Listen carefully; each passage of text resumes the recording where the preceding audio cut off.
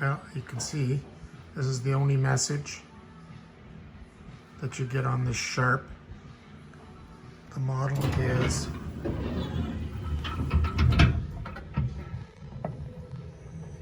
SMD 2477ASCD.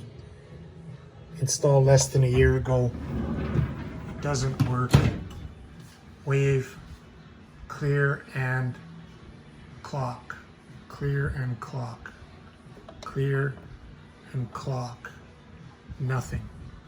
None of the buttons work.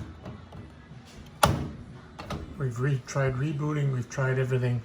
They're just a piece of junk, and they won't honor the warranty. So this is classic Sharp.